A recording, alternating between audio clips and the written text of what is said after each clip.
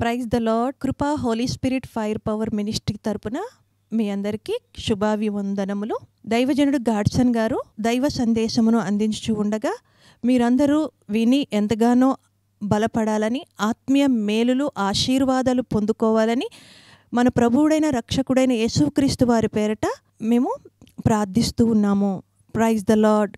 God bless you to all. మహాపరిశుద్ధుడా, ప్రేమ కలిగిన తండ్రి, గొప్ప దేవా, నీకు వెలకట్టలేని కృతజ్ఞతాస్తుతులు, స్తోత్రాలు, వందనాలు చెల్లించుకుంటున్నాను. ఈ దినపు వాక్యం ద్వారా నీ ప్రియ బిడ్డలందరితో కూడా రాజా నీవే నేరుగా సూటిగా ముఖాముఖిగా మాట్లాడండి. నీ ఆశీర్వాదము నీ బిడ్డల మీదకి తండ్రి కుమ్మరించండి.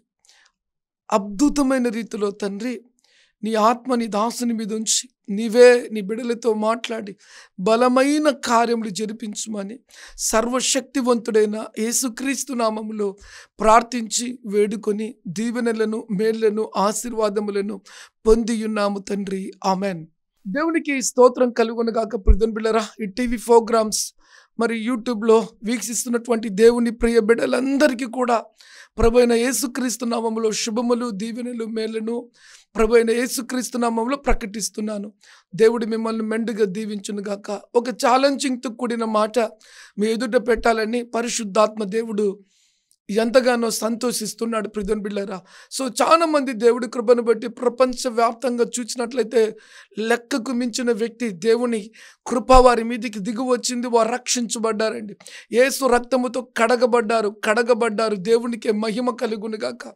అయితే ప్రియమైన బిడ్డలారా, దేవుడిచ్చినటువంటి ఉచితమైన రక్షణను పొందుకున్న తర్వాత మన ఆత్మీయ స్థితి ఏ విధంగా ఉంది అనేది మనము జాగ్రత్తగా పరీక్షించుకోవాలని ప్రభు పేరుతో మనవి చేస్తున్నానండి. ఈరోజు మనం చూసినట్లయితే ఎంతోమంది రక్షించబడ్డారు, కానీ ఎంతోమంది విడవబడ్డారండి. ఎవరు నిజముగా రక్షించబడిన వ్యక్తి ఎవరు అనేది ఈరోజు మరి పరిశుద్ధాత్మ దేవుడు మనతో మాట్లాడబోతున్నాడు. ప్రియమైన బిడ్డలారా, నిజముగా మారుమనసు పొందిన వ్యక్తుల్లో మొట్టమొదటి లక్షణము ఈ గాడ్సన్ ఇండియా అనే యూట్యూబ్ ఛానల్లో మీరు చూసినట్లయితే అక్కడ ఉంటుంది. ప్రియమైన బిడ్డలారా, నిజమైన మారు మనసు పొందుకున్న వ్యక్తిలో ఆ మారు మనసుకు కలిగినటువంటి ఆ యొక్క వ్యక్తిలో ఆ వ్యక్తి జీవితంలో జరిగిన మొట్టమొదటి ఘనమైన, అద్భుతమైన, ఆశ్చర్యకరమైన కార్యము దేవునితో తను ఏ విధంగా అయితే తన తప్పిదములను, పాపములను ఒప్పుకొని విడిచిపెట్టాడో, ఆ విడిచిపెట్టినప్పుడు ఆ కార్చిన కన్నీటి వల్లనే మారు మనసు అనుభవం అనేది వస్తుంది. ప్రియమైన బిడ్డలారా, అది మొదటి గుర్తు నిజమైన మారు మనసుకు.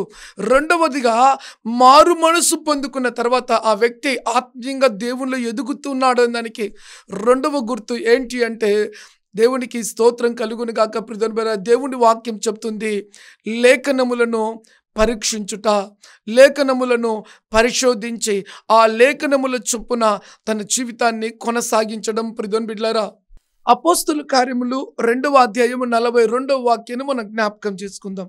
వీరు అపోస్తుల బోధ ఎందును, సహవాసము ఎందును, రొట్టె విరుచుడు ఎందును, ప్రార్థన చేయడం ఎందును ఎడతెగక ఉందిరి.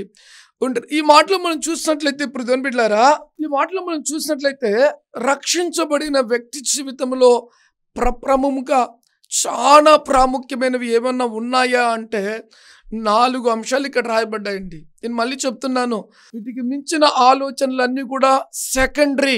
మళ్ళీ చెప్తున్నాను, ఈ మాట గమనించండి. ఆస్తులు, అంతస్తులు, హోదాలు, విడుదలలు, స్వస్థతలు, అద్భుతాలు, మహత్కార్యాలు, సంచలనాలు, ఇవన్నీ కూడా సెకండరీ. నీకేం కావాలనో ఈ లోకంలో అవన్నీ కూడా సెకండరీ. చాలా మంది జీవితాలలో రక్షణ ఎందు నిమిత్తం పొందుకుంటారు అంటే విడుదల కోసం, స్వస్థత కోసం, అద్భుతముల కోసం, ఆశ్చర్యాల కోసం, ఇవన్నీ ఈ రక్షణ అవి పొందుకున్న తర్వాత వాళ్ళు యేసు ప్రభువుని విడిచిపెట్టి వెళ్ళిపోయేటువంటి వారిగా ఉంటారండి. అయితే దేవుడి వాక్యం ఏం చెప్తుందంటే, ఒక వ్యక్తి ఎప్పుడైతే దేవుని సన్నిధిలో పాపక్షమాపణ పొంది తన పాపములను ఒప్పుకొని విడిచిపెడతాడో, ఆ దేవుని సన్నిధిలో నేను పాపిని అని గ్రహించి ఆ సిలువ యాగాన్ని తన హృదయములోకి చేర్చుకొని అది ప్రతిష్ఠించుకొని, ఇక నా పాపం కొట్టివేయబడింది, నా శాపం కొట్టివేయబడింది, ఇక నాకు జీవగ్రంథంలో పరలోకం ఉందని ఒక అద్భుతమైన జీవితాన్ని జీవించుటకు తీర్మానం తీసుకొని ఈ లోకము నుంచి వేరైపోయి, ఈ లోక సంబంధమైన క్రియల నుంచి వేరైపోయి ఒక ప్రత్యేకంగా దేవునితో నడిచే వ్యక్తిగా మార్చబడుతూ, ఆ మార్చబడిన తర్వాత ఆ వ్యక్తి అంచెలంచెలుగా దేవునితో నడుస్తూ దీవించబడే విషయంలో ఆ వ్యక్తికి చాలా ప్రాముఖ్యమైనది. ఆ దైవశక్తి ఆ బిడ్డ పొందుకోవాలి అంటే దేవుని వాక్యం చెప్తుంది ప్రియమైన బిడ్డలారా, ఆ వ్యక్తి ఈ 4 విషయాల్లో ఎడతెగకుండా ఉండాలి.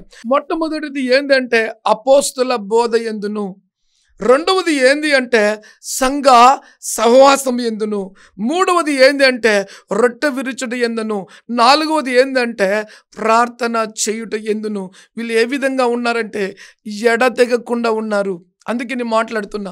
ఈరోజు నేను లేఖనము గురించి, లేఖనముల విషయంలో మనము ఏ విధంగా లేఖనాలను చూచుకుంటూ సరిచేయబడుతున్నామని నేను మాట్లాడుతున్నానండి.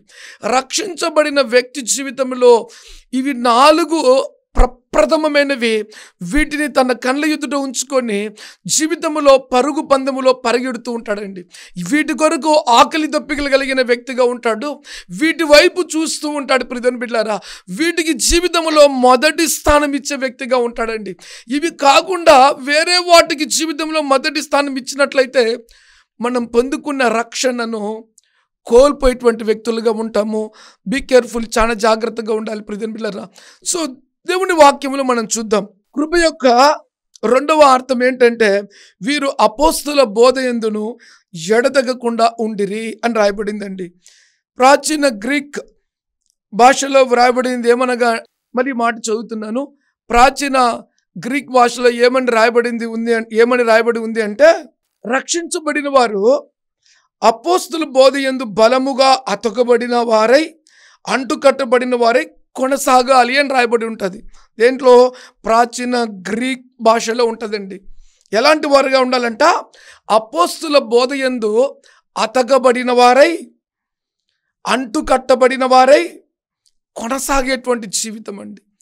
దేవుడి వాక్యము అంత ప్రాముఖ్యమైనది కాబట్టి ఆ వాక్యములో మనం ఎటువంటి వారిగా ఉండాలంటే అతకబడిన వారిగా ఉండాలి. రెండోది కొనసాగేటువంటి వారిగా మనం ఉండాలండి. రక్షించబడిన వ్యక్తి జీవితంలో ప్రప్రభమైనది. వాక్యాన్ని పక్కన పెట్టి మన సొంత జ్ఞానాన్ని ఎప్పుడు ఉపయోగించినా కూడా అది పరిపూర్ణమైన రక్షణలో మనం లేనని అర్థం ప్రియమైన బిడ్డలారా. రెండోదిగా ఆ అపోస్తుల బోధను సహించి ఆ బోధలో నిలకడగా ఉండడానికి మనల్ని మనం సరి చేసుకోవాలి. ఇది చాలా ప్రాముఖ్యమైనది. అపోస్తుల బోధను సహించాలి అంటే ఆ వాక్యానుసారంగా జీవించే విషయంలో నువ్వు వేటినైతే తీసివేసుకోవాలనో, వేటినైతే వదులుకోవాలనో వాటిని వదులుకునేందుకు ఇష్టమైన వ్యక్తిగా నువ్వు ఉండాలి. రక్షించబడిన వ్యక్తి లేఖనముల ప్రకారం జీవించుటకు తీర్మానం తీసుకొని ఆ లేఖనములను సంపూర్ణంగా నీ హృదయములకి చేర్చుకొని నువ్వు షట్రట్ అయ్యేటువంటి వ్యక్తిగా ఉండాలండి. ఇది చాలా ప్రాముఖ్యమైనటువంటి మాట. రక్షించబడినానని వాక్యానికి విరోధంగా నువ్వు జీవించడానికి ఎంత మాత్రం కూడా వీలు లేనే లేదు ప్రియమైన బిడ్డలారా. మూడవదిగా, రక్షించబడిన వ్యక్తి దేవుడి వాక్యమును ప్రేమించి, దేవుడి వాక్యమును గ్రహించి, వాక్యానుసారంగా నడుచుటకు ఒక ప్రత్యేకమైన వ్యక్తిగా ఆ వ్యక్తి హృదయము తెరవబడాలి.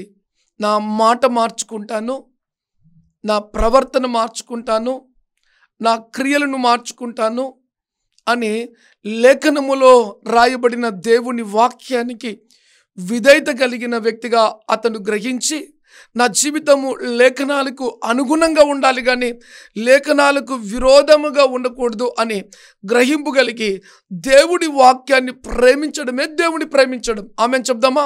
హల్లెలూయా. ఇది మూడవ మాట ప్రియమైన బిడ్డలారా. నాలుగవ మాట ఏంది? నాలుగవ మాట, అతని హృదయములో దేవుని వాక్యానము స్థాపించబడినట్లయితే అది దేవుని యొక్క కృపకు నిశ్చయతగా గుర్తుగా ఉంది. ప్రియమైన బిడ్డలారా, ఈ వ్యక్తి రక్షించబడ్డాడు. ఈ వ్యక్తి హృదయంలో వాక్యం ఉంది. వాక్యం యందు స్థిరంగా ఉన్నాడు.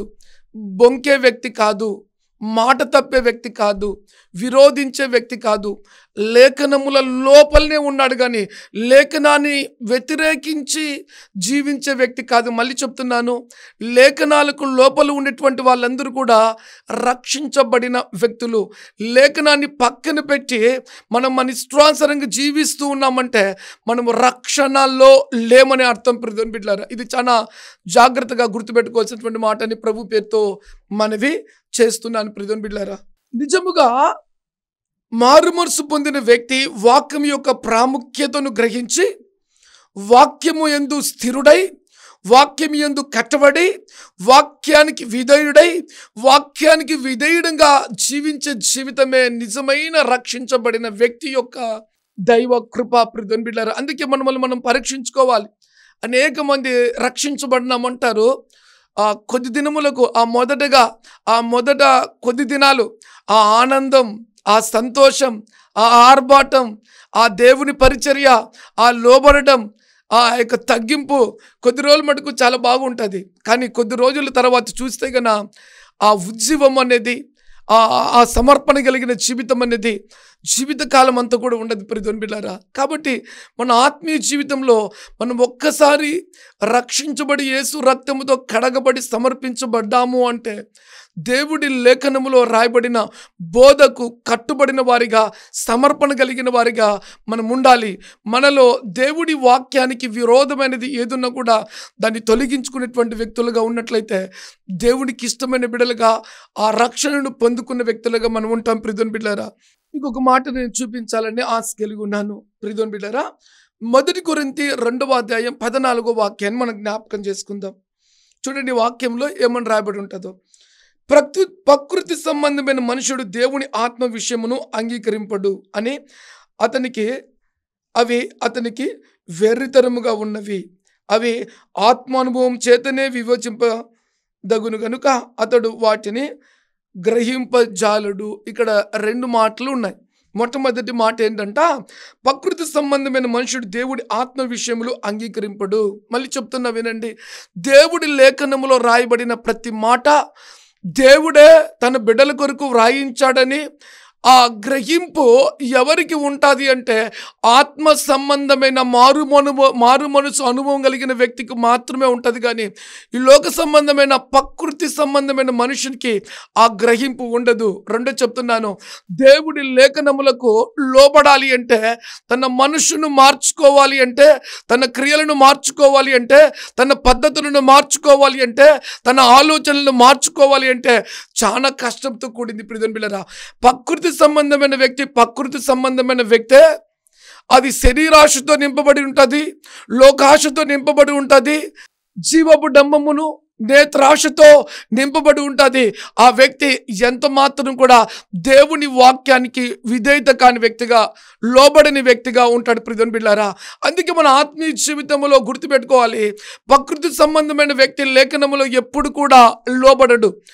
ఆత్మ సంబంధమైన వ్యక్తి లేఖనముల కోసం అవసరమైతే తన ప్రాణాన్నైనా పెట్టగలడు. ప్రియమైన బిడ్డలారా, ఎందుకంటే రక్షించబడిన తరువాత నా దేహము, నా జీవితము నా దేవునికి మహిమ తీసుకురావాలి, నేనేమైపోయినా పర్వాలేదు, నేను ఎట్టి శ్రమలు అనుభవించినా పర్వాలేదు అనేటువంటి ఒక తీర్మానంతో ఒక మంచి జీవితం జీవించడానికి తన జీవితంలో అడుగులు వేస్తాడు. ఆ అడుగులు ఆ వ్యక్తికి గొప్ప ఘనతను తీసుకొచ్చి పెడతారు. ప్రియమైన బిడ్డలారా, ఈ లోక సంబంధమైన వ్యక్తులైతే ఆ లోక సంబంధమైన క్రియల చొప్పున జీవిస్తారు, కానీ వారికంటే ఆ దేవుని వాక్యము వెర్రితనముగా ఉంటుందంట.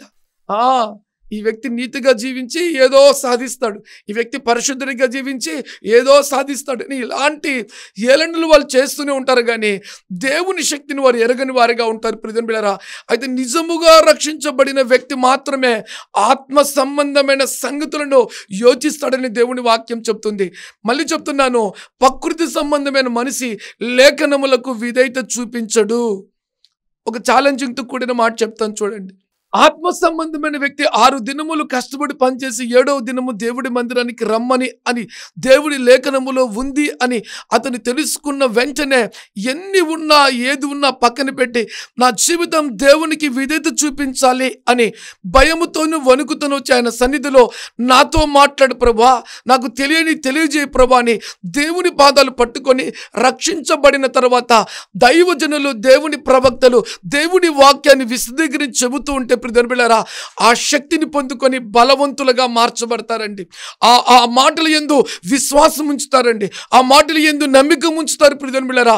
ఆ వాక్యానుసారంగా జీవించడానికి ఈ లోక సంబంధమైన క్రియలన్నీ కూడా బయటికి వదిలేస్తారండి. ఆ వదిలేసేటువంటి విషయము చాలా ప్రాముఖ్యమైనది ప్రియమిత్రులారా. అది ఎంతో విలువైనది. లేఖనములు ఆ వ్యక్తిలో పనిచేస్తూ ఉంటాయి కాబట్టి ఆ వ్యక్తి పరిశుద్ధుడిగా మార్చబడుతూ ఉంటాడు, ఆ వ్యక్తి పవిత్రుడిగా మార్చబడుతూ ఉంటాడు, ఆ వ్యక్తి యథార్థవంతుడిగా మార్చబడుతూ ఉంటాడు, ఆ వ్యక్తి దేవుని యందు భయభక్తులు కలిగిన వ్యక్తిగా మార్చబడుతూ ఉంటాడు. ఆ వ్యక్తి జీవితంలో జరగబోయేటువంటి గొప్ప గొప్ప దీవెనలు గుర్తెరిగిన వ్యక్తిగా మార్చబడతాడు. మాట మార్చి చెప్పమంటే ప్రియమిత్రులారా, దేవుని జ్ఞానము ఆ వ్యక్తి మీదకి దిగి వస్తుంది, దేవుని అభిషేకం ఆ వ్యక్తి మీదకి దిగి వస్తుంది.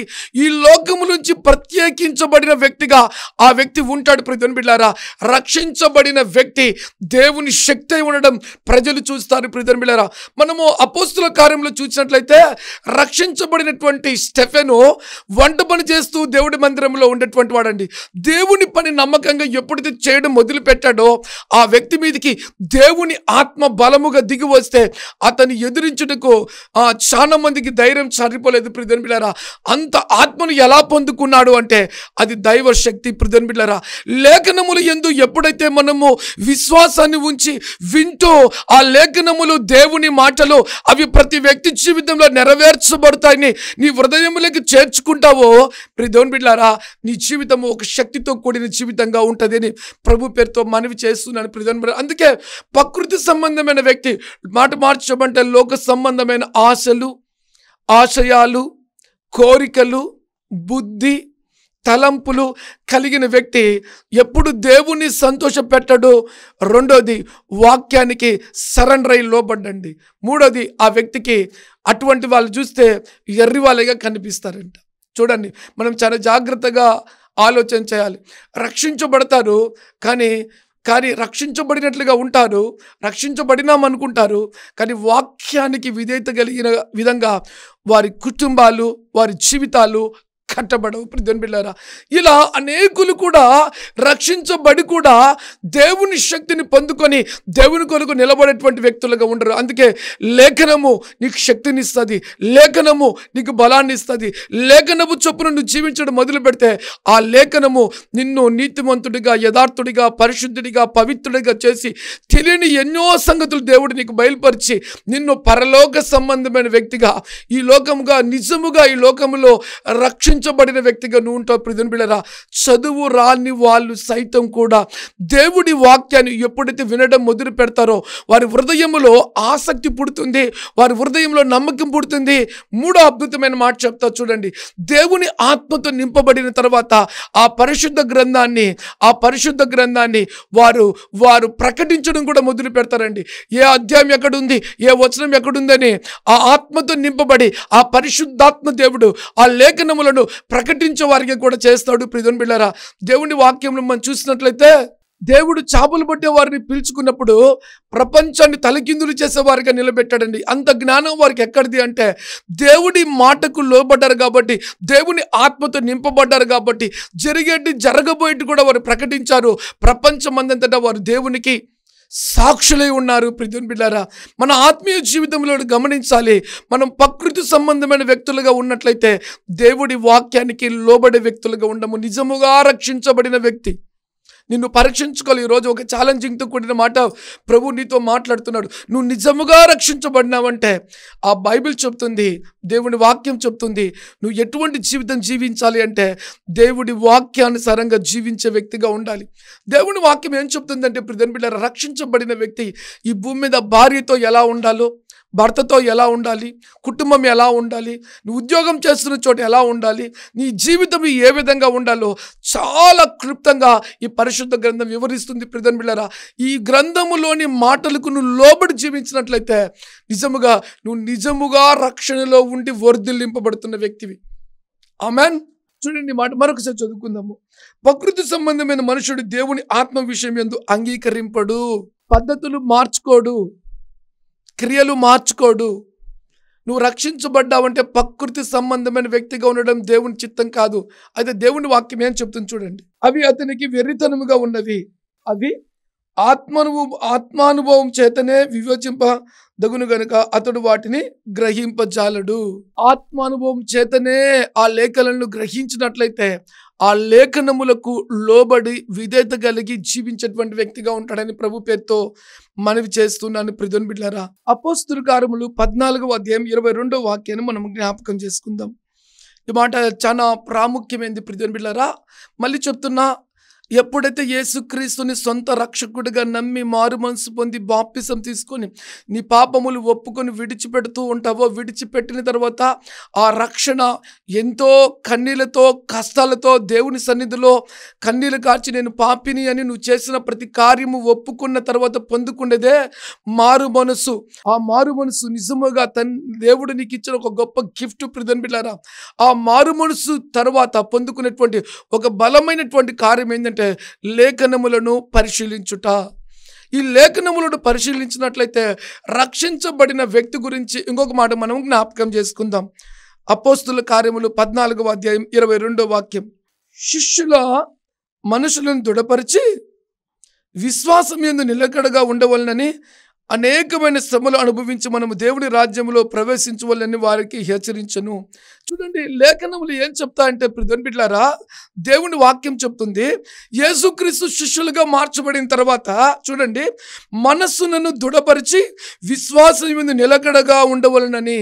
అంటే ఎన్నో భయంకరమైన అననుకూల పరిస్థితులు రక్షించబడిన వ్యక్తి జీవితంలోకి వస్తాయి. ఏవి రావని కాదు, రక్షించబడిన వ్యక్తి జీవితంలోనికే అననుకూల పరిస్థితులు ఎన్నెన్నో వస్తాయి. యేసుక్రీస్తు ఈ లోకమునికి రక్షకుడిగా వచ్చిన తర్వాత దేవునికి స్తోత్రం, ఆయన లోకము యావత్తు కూడా మారు మనసు నిమిత్తం బాప్తిసం తీసుకోవాలని, ఆయన మారు మనసు నిమిత్తము ప్రపంచంలో ఉన్న ప్రతి బిడ్డకు చెబుతూ తను బాప్తిసం తీసుకున్న తర్వాత శోధకుడు వచ్చి ఆయన్నే శోధించాడంట. ఏమని? లేఖనాలను చూపించి ఈ లోకమంతా కూడా నేను నీకు ఇస్తాను, నువ్వు నా పాదాలను ముక్కు, నువ్వు పైన కొండ మీద నుంచి కిందికి దిగు, నీ పాదాలకు రాయి తగలకుండా దూతలను ఎత్తుపట్టుకుందు కదా అని అనేకమైన విధాలుగా సాతాను శోధిస్తాడు. ప్రియమైన బిడ్డలారా, అయితే నేను మీతో ఏం చెప్పాలనుకున్నానంటే, లేఖనము మీద మనము నమ్మిక ఉంచిన వారిగా ఉండాలి. అది చాలా ప్రాముఖ్యమైనది. ప్రియమైన బిడ్డలారా, ఈ లోకములో ఏ వ్యక్తి అయితే రక్షించబడతాడో ఆ వ్యక్తి తన జీవిత కాలంలో పరలోకానికి వెళ్ళేటువంటి వ్యక్తిగా ఉండాలి. దేవుడి వాక్యానుసారంగా జీవించే వ్యక్తిగా ఉండాలి. ఎన్ని భయంకరమైన శ్రమలు వచ్చినా తట్టుకునేటువంటి వ్యక్తిగా ఉండాలి. ఆ వ్యక్తి క్రీస్తు కొరకు ఒక సమర్పణ కలిగిన శక్తివంతమైన వ్యక్తిగా ఉండాలి. ప్రియమైన బిడ్డలారా, అందుకే ఈ మాట నేను మీతో పంచుకుంటున్నాను. ప్రియమైన బిడ్డలారా, ఏం చెబుతున్నాడు దేవుడి వాక్యం, ఏం చెబుతుంది చూద్దాం ఒకసారి. శిష్యుల మనుషులను దృఢపరిచి, అపోస్తులైన పౌలు చెబుతున్నటువంటి మాట, దృఢపరిచి విశ్వాసం యందు నిలకడగా ఉండవలనని. మన విశ్వాసాన్ని ప్రభువు నుంచి ఎంత మాత్రం కూడా బయటికి తిప్పకూడదు. ఇది ఒక రోజుతో జరిగే కార్యం కాదు, వారంతో 10 రోజుల్లో జరిగే కార్యం కాదు. నీకు ఇచ్చిన రక్షణ తరువాత జీవితకాలం అంతా నీ గురి యేసుక్రీస్తునందు నిలపవలసినటువంటి వ్యక్తిగా నువ్వు ఉండాలి. ప్రియమైన బిడ్డలారా, చూడండి ఈ మాట, విశ్వాసం మీద నిలకడగా ఉండవలననియు అనేక శ్రమలు అనుభవించి. నువ్వు యేసుక్రీస్తునందు గురి కలిగి ఉండు, విశ్వాసం కలిగి ఉండు, నమ్మకం కలిగి ఉండు. నీ జీవితంలో ఎన్నెన్నో శ్రమలు వస్తాయి. ఇది మీరు చాలా జాగ్రత్త గుర్తుపెట్టుకోవాలా. యేసు ప్రభువు నమ్ముకుంటే ఏ శ్రమలు లేకుండా ఉంటాయని ఎవరైనా చెప్తే నమ్మకండి. లేఖనాన్ని మీరు పరిశోధించినట్లయితే ఈ లోకంలో అతి భయంకరమైన కష్టమైనది ఏదన్నా ఉందా అంటే నిన్ను నువ్వు కాపాడుకోవడమే. నీతిగా, యథార్థంగా, పరిశుద్ధంగా, పవిత్రంగా, దేవుడి వాక్యానుసారంగా, దేవుని బలముతో, భయముతో నువ్వు అడుగులు వేయడం అనేది చాలా కష్టం అండి. కళ్ళు మూసి తెరిస్తే ఈ లోకంలో, పాపిస్తే ఈ లోకంలో ఎన్నో భయంకరమైన విపత్తులు మన కంటకి కనిపిస్తుంటాయి, మన చెవులకు వినిపిస్తున్నాయి. అయితే నీ జీవితంలో ప్రతిరోజు కూడా నువ్వు పరిశుద్ధపరచుకుంటూ ఉండాలా. ఈ లోక సంబంధమైన వాటి వైపు చూడకుండా జాగ్రత్త పడుతూ ఉండాలి. నువ్వు పరిశుద్ధంగా జీవించడమే ఒక గొప్ప ధన్యత, ఒక గొప్ప దీవెన, ఒక గొప్ప ఆశీర్వాదం. ఆ పోరాటం మామూలుగా ఉండదండి. ఆ పోరాటం ఒక అద్భుతమైన రీతిగా ఉంటుంది. అది నీ వ్యక్తిగత జీవితం మీద ఆధారపడి ఉంటుంది ప్రియమైన బిడ్డలారా. అందుకే దేవుని వాక్యం చెప్తుంది, అనేకమైన శ్రమలు అనుభవించి మనము దేవుని రాజ్యంలో ప్రవేశించవలన వారిని హెచ్చరించిరి. ఈ మాట చూడండి. అనేకమైన శ్రమలు క్రైస్తవ జీవితంలో, రక్షించబడిన వ్యక్తి జీవితంలో అనేకమైన శ్రమలు వచ్చినా కూడా నువ్వు నిలబడగలిగిన వ్యక్తిగా ఉండాలి. ఆ రక్షణ గుర్తు, ఆ మారు మనసు గుర్తు. ఎందుకు ఈ శ్రమలు నీ చుట్టూ వస్తాయి తెలుసా ప్రియమైన బిడ్డలారా? ఈ లోకము నీతిమంతుని సహించలేదు. పరిశుద్ధంగా జీవిస్తే ఈ లోకం ఓర్చుకోలేదండి. యథార్థంగా దేవునితో కలిసి నడిస్తే సాతాను ఓర్చుకోలేదు. కాబట్టి మన జీవితంలో ఎన్ని భయంకరమైన శ్రమలు వచ్చినా నువ్వు స్టామినాతో నిలబడే వ్యక్తిగా ఉండాలి. అది రక్షించబడిన, నిజముగా మారు మనసు పొంది లేఖనములను పరిశోధించేటువంటి వ్యక్తి జీవితంలో జరిగే ఒక బలమైన కార్యం ఏదన్నా ఉందంటే, దేవుని వాక్యం యందు నమ్మిక ఉంచి వాక్యానుసారంగా జీవించడకు ఎన్ని శ్రమలు తన జీవితంలో వచ్చినా మాట మార్చి చెప్పమంటే, ఏది తన జీవితంలో ఉన్నా ఉండకపోయినా ఆ ఇరుకు మార్గము గుండానే ప్రయాణం చేయాలి, కానీ విశాలమైన మార్గం గుండా కాదండి. ఆ యొక్క ఇరుకు మార్గము నా మార్గం అని గ్రహించిన వ్యక్తిగా ఉంటాడు. లేఖనములను పరిశీలించినప్పుడు ప్రియమైన బిడ్డలారా, శ్రమలు వస్తాయి, నిందలు వస్తాయి, అవమానాలు వస్తాయి, వ్యతిరేకతలు వస్తాయి. అయితే దేవుని వాక్యం చెప్తుంది ప్రియమైన బిడ్డలారా, నా నామము నిమిత్తమును దూషించి, నిందించి, నీ మీద అబద్ధముగా చెడ్డ మాటలు పలుకున్నప్పుడల్లా నువ్వు సంతోషించి గంతులై, నీది పరలోక రాజ్యము. ఇవన్నీ కూడా దేవుని ప్రవచనాలు నీ జీవితంలో నెరవేర్చబడుతూ ఉంటాయి. నువ్వు చక్కగా దేవుని కొరకు నిలబడ్డం మొదలు పెడితే. ఆమెన్ చెప్దామా? హల్లెలూయా. ఎందుకంటే నీకు ఇచ్చిన రక్షణ చాలా గొప్పది ప్రియమైన బిడ్డలారా. నిన్ను దేవుడు నిలబెట్టాలనుకున్నాడు, నిన్ను దేవుడు ఏర్పరచుకున్నాడు, దేవుడు నిన్ను ఎంచుకున్నాడు. దేవుని కృప నీకు మాత్రమే ప్రత్యక్షమైంది కాబట్టి నిన్ను దేవుడు ఘనపరచాలనుకున్నాడు. నిన్ను దేవునికి అప్పగించుకున్నట్లయితే నీ ద్వారా దేవుని కొరకు శ్రమపడిన వ్యక్తిగా పేరుంటుందండి. అపోస్తలుడైన పౌలు రక్షించబడిన తరువాత ఎన్ని శ్రమలైనా తట్టుకున్నాడండి, ఎన్ని అవమానాలైనా తట్టుకున్నాడండి, ఎన్ని నిందలైనా తట్టుకున్నాడు. ప్రియమైన బిడ్డలారా, అపోస్తలుడైన పౌలు తన జీవితంలో తీసుకున్న అద్భుతమైన నిర్ణయం ఏం తెలుసా? చావు ద్వారా అయినా బ్రతుకు ద్వారా అయినా ఏ రక్షణ అయితే నేను పొందుకున్నానో ఆ యేసుక్రీస్తు కలువరి శిలువలో బలియాగముగా మార్చబడింది, వ్యర్థము కాకూడదు. దాన్ని పొందుకొంటకు నేను సమస్తాన్ని పెంటగా ఎంచుకున్నానని తీర్మానం తీసుకున్నాడు. ఒక ఛాలెంజింగ్తో కూడిన తీర్మానం. ఈరోజు రక్షించబడిన తర్వాత ఒక ఛాలెంజింగ్తో కూడిన తీర్మానాన్ని నువ్వు ఎప్పుడైతే తీసుకొని యేసు ప్రభువుతో అడుగులు వేయడం మొదలు పెడతావో ప్రియమైన బిడ్డలారా, నీ జీవితము జయ జీవితము, నీ జీవితము ఆశీర్వదించబడిన జీవితం. నీ రక్షణ ఒక ఒరిజినాలిటీ కూడిన రక్షణ. నీ మారు మనసుకు ఒక ప్రత్యక్షత ఉంది. ఎందుకు తెలుసా? నువ్వు లొంగని వ్యక్తివి. మారు మనసు పొందుకున్న తర్వాత లోక సంబంధమైన వాటి విడిచిపెట్టావు, పరలోక సంబంధమైన వాటి మీద దృష్టి పెట్టావు. ఈ లోకములో స్వస్థ బుద్ధితో యేసుని వెంబడించాలి, ఒక నీతివంతమైన జీవితం జీవించాలని ఒక బలమైన తీర్మానం తీసుకున్నావు. కాబట్టి నీ జీవితానికి ఒక ప్రత్యక్షత ఉందని ప్రభు పేరుతో మనవి చేస్తున్నాను ప్రియమైన బిడ్డలారా. ఈ మాటను మనం జ్ఞాపకం చేసుకుందాము. మార్కు సువార్త 4:17 చదువుకుందాం. అయితే వారిలో వేరు లేనందున కొంతకాలం వారు నిలుదురు గాని వాక్యము నిమిత్తము శ్రమలైనను హింసలైనను కలగగానే వారు అభ్యంతరపడుదురు. ఆమెన్ చెప్దామా? కొందరు జీవితం ఎలా ఉంటుంది అంటే ప్రియమైన బిడ్డలారా, రక్షించబడిన తర్వాత లేఖనములో వ్రాయబడిన మాట చొప్పున జీవించాలి అంటే కొంతమంది జీవించాలని దేవుని వాక్యం చెప్తుందండి. ఎవరు వాళ్ళు అంటే నిజముగా రక్షణ పొందని వాళ్ళు. మళ్ళీ చెప్తున్నా, నిజముగా రక్షణ పొందని వాళ్ళు, లోక సంబంధమైన వాటి వైపు దృష్టి కలిగి దేవునిలో ఉన్నట్లుగా ఉన్నవాళ్ళు. వీళ్ళు ఎప్పుడు తొలగిపోతారు దేవునిలో నుంచి అంటే, దేవుని వాక్యం చెప్తుంది ప్రియమైన బిడ్డలారా, చూడండి, వారిలో వేరు లేనందున, అంటే వాళ్ళు మేము ఏ విధము చేతనైనా కూడా దేవుని వాక్యానుసారంగా జీవించి పరలోకాన్ని చూస్తాము, ఈ లోకంలో పరిశుద్ధంగా జీవిస్తాము, రెండోది వాక్యానుసారంగా దేవునికి లోబడతాము అనేటువంటి లోతు లేనందున, వేరు లేనందున, లోతు లేనందున క్రైస్తవ జీవితం ఒక లోతైన జీవితం అండి. ఎన్ని శ్రమలు, ఎన్ని బాధలు, ఎన్ని ఇరుకులు, ఎన్ని నిబంధనలు, ఎన్ని అవమానాలు వస్తాయో అంతగా ఆ వ్యక్తులు ఏరుగలిగిన వారే లోతుకెళ్ళి దేవుని చిత్తం చేయుటకు శక్తివంతమైన వ్యక్తులుగా ఉంటారు. ఈ లోక సంబంధమైన శ్రమలకు, బాధలకు, నిందలకు, అవమానాలకు మాట మార్చి చెప్తే రోగానికి, ఇంకా మళ్ళీ మార్చి చెప్తే చావుకు కూడా భయపడిన వాడే నిజమైన క్రైస్తవుడు. చావుకు కూడా భయపడరండి.